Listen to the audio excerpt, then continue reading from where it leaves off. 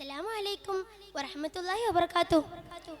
പ്രിയപ്പെട്ട കൂട്ടുകാരെ, ഞാൻ ഇന്നിവിടെ പറയാൻ പോകുന്ന കഥയുടെ പേരാണ് ആകാശലോകത്തെ സ്നേഹവിരുന്ന്.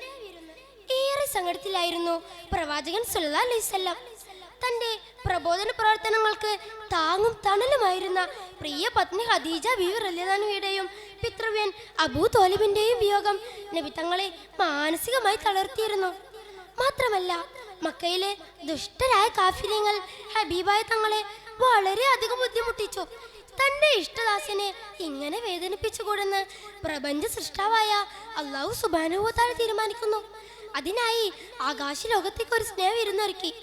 മഹാത്ഭുതങ്ങളുടെ ലോകത്തേക്ക് അതിശക്തമായൊരു യാത്ര.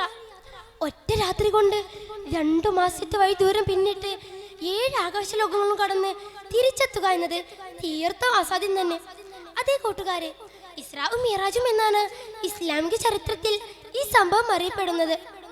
മക്കയിലെ മസ്ജിദുൽ ഹറമിൽ നിന്നും ഫലസ്തീനിലെ അൽ-അഖ്സ പള്ളി വരെയുള്ള സ്ഥലമാണ് ഇസ്രാ. തീരുന്നില്ല, ഇനി മിറാജ്. 7 ആകാശ ലോകങ്ങളും കടന്ന് സിറാത്തുൽ മുൻതഹയിലെത്തി. പ്രത്യേകമായൊരു സ്ഥലത്ത് വെച്ച് അള്ളാഹുവുമായി മുനാജാത്ത് നടത്തി. ഓരോ ആകാശലോകങ്ങളിലും ഹബീബായ തങ്ങളെ സ്വീകരിക്കാൻ മുൻ കഴിഞ്ഞ പ്രവാചകന്മാർ കാത്തു നിൽപ്പുണ്ടായിരുന്നു. കൂടെ പ്രവാചകൻ സല്ലല്ലാഹു അലൈഹി വസല്ലമയെ സ്വാഗതം ഓതാൻ ഒരു കൂട്ടം മലായിക്കമാരും. ബുറാഖ് എന്ന അത്ഭുത വാഹനത്തിലാണ് യാത്ര. കൂട്ടുകാരനായി ജിബ്രീൽ അലൈഹിസ്സലാം കൂടെയുണ്ട്. കൂട്ടുകാരന് യാത്രാ പരിമിതി ഉണ്ടായിരുന്നു.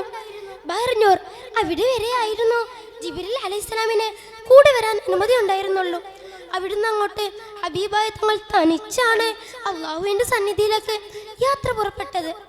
അത്തഹിയ്യാത്തുൽ മുബാറകാത്തും. അങ്ങനെ നബി സല്ലല്ലാഹു അലൈഹി വസല്ലമ അള്ളാഹുവുമായി മുനാജാത്ത് നടത്തി യാത്ര തിരിച്ചു. നബി സല്ലല്ലാഹു അലൈഹി വസല്ലമയുടെ കയ്യിൽ നമുക്ക് വേണ്ടി ഒരു സമ്മാനവും കൊടുത്തയച്ചിരുന്നു. അതെന്താണെന്ന് അറിയാമോ കൂട്ടുകാരെ? അതെ, 50 നേരത്തെ നിസ്കാരം.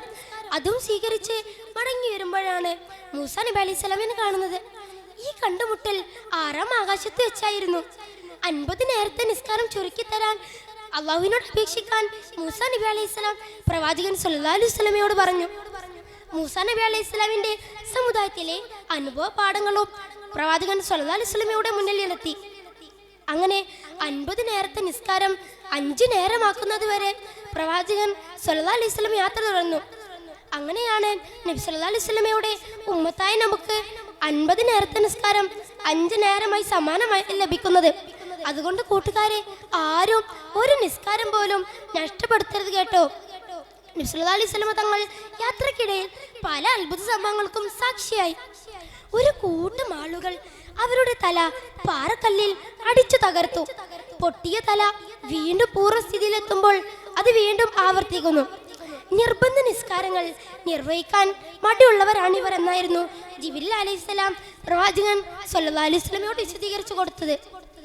കൂട്ടുകാരെ, ഞാൻ നിർത്തുകയാണ്. ഹബീബായ തങ്ങളുടെ ഈ ചരിത്രത്തിൽ നിന്നും നമുക്ക് ഒരുപാട് പാഠങ്ങൾ പഠിക്കാനുണ്ട്. അള്ളാഹു നമ്മെ നിസ്കാരം നിലനിർത്തുന്നവരുടെ കൂട്ടത്തിൽ ഉൾപ്പെടുത്തുമാറാകട്ടെ. ഇത്രയും പറഞ്ഞ് ഞാൻ എൻ്റെ കഥ അവസാനിപ്പിക്കുന്നു. അസ്സലാമു അലൈക്കും.